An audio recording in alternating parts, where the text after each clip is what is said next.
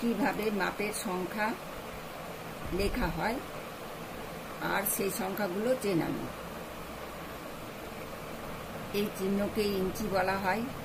1/4 ইঞ্চি, half inch, 1.25 ইঞ্চি, 2.25 ইঞ্চি, 4.5 ইঞ্চি, 7.25 ইঞ্চি, 5.25 ইঞ্চি।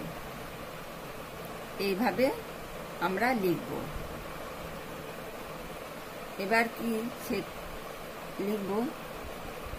এবার ফিতাতে আপনাদেরকে মাপ দেখাচ্ছি, কিন্তু তার আগে আমাদেরকে জানতে হবে কত ইঞ্চিতে 1 মিটার। 39 ইঞ্চিতে 1 মিটার।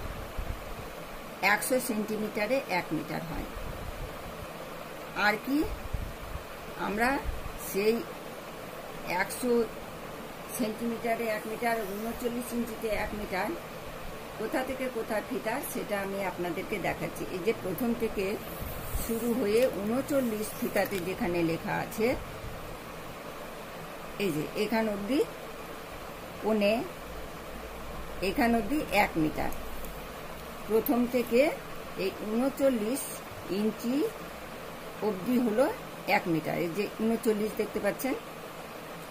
এবার যদি বলা হয় যে 25.5 ইঞ্চি বা 25 ইঞ্চি, প্রথম থেকে এখান অবধি 25 ইঞ্চি। আর 25.5 বললে এই যে হাফ ইঞ্চি, এটা 25.5 ইঞ্চি। 7.5 ইঞ্চি যদি বলা হয়, এই যে প্রথম থেকে এখান অবধি 7.5 ইঞ্চি। যদি বলা হয় 6.25 ইঞ্চি, এই যে 6-এর কাছে আসলেন আর দুটো দাগ বাদ দিলেই হয়ে গেল 6.25 ইঞ্চি। আবার এটাকে 7.25 যদি বলা হয়, 7 আর এই যে দুটো দাগ নিয়ে হলো 7.25 ইঞ্চি। তাহলে বুঝতে পারলেন কিভাবে ফিতাতেও মাপ নিতে হয়। এবার আপনারা দেখেন যে আমরা এই যে টেলারিং সেলাইটা শিখব, এই টেলারিং সেলাইটা শিখতে আমাদের কিছু জিনিসের দরকার হয়। এই টেলারিং সেলাইটা যে শিখব তাহলে আমাদের কিছু জিনিসের দরকার হয়, যেমন খাতা, রুল, রাবার, কাঁচি, ফিতা, পেপার, কাপড়, সুই, সুতা, স্কেচ পেন, খাটপিন, এগুলো। তাহলে কি করব? এবার আমরা কি শিখব? মাপের নাম আর অর্থ। এই যে আমরা টেলারিং সেলাইগুলো শিখব, কোনো পোশাক তৈরি করব, তাহলে সেটা পোশাকটার সেই পোশাক তৈরি করতে গেলে মাপ নিতে হয়।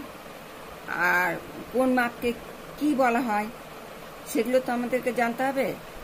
এই যে আমি এগুলো আপনাদেরকে লিখে দেখিয়ে দিচ্ছি, লেখা আছে। আমি খাতা থেকে আগে থেকেই সেগুলো আপনাদের দেখানোর জন্য বা শেখানোর জন্য আগে থেকে লিখে নিয়েছি, সেটা আপনারা দেখুন। লম্বা বা ঝুল, উপর থেকে নিচ পর্যন্ত মাপ নেওয়াকে লম্বা বা ঝুল বলে। এবার ছাতি কাকে বলে? এই যে ছাতি, বুকের চারপাশে গোল করে মাপ নেওয়াকে ছাতি বলে। এবার পুট, কাঁধের মাপ নেওয়াকে পুট বলে। শেস্ত, পুট থেকে নাভি পর্যন্ত মাপ নেওয়াকে শেস্ত বলে। কোমর, কোমরের চারপাশে গোল করে মাপ নেওয়াকে কোমর বলে। হাই, কোমরের সামনে থেকে পিছন পর্যন্ত গোল করে মাপ নেওয়াকে হাই বলে। মুহুরি, হাতের বা পায়ের গোল করে মাপ নেওয়াকে মুহুরি বলে। কলি, প্যান্টের নিচে বা তলায় রুমালের মতো কাপড় লাগানোকে কলি বলে। তাহলে আমরা বুঝতে পারছি কোন মাপকে কি বলে, বুঝতে পারলাম। এই যে এখানে আমি ছবি এঁকে আপনাদেরকে দেখিয়ে দিয়েছি। এই যে উপর থেকে নিচ পর্যন্ত মাপ নিয়েছে, এটা লম্বা। এইটুকুটা গোল করে মাপ নিলে হাই। এই যে রুমালের মতো অংশ লাগানো আছে, এটা কলি। এটা কোমর। এই যে পায়ের নিচের যে প্যান্টের ফোল্ড করা আছে, এটা মুহুরি। এই যে শেস্ত, এখান থেকে পুট থেকে এই যে শেস্ত কোমর পর্যন্ত, এটা শেস্ত। এই যে ছাতি, এটাকে ছাতি বলে, এটাকে গোল করে নিতে হয় মাপ। হ্যাঁ, এটা পুট, এই যে কোমর। তাহলে বুঝতে পারলেন আমরা কোন মাপকে কি বলি বা কিভাবে মাপ নেব, সেই জিনিসগুলো আপনারা বুঝতে পারলেন। আজকের মতো এখানেই আমি ক্লাস শেষ করলাম।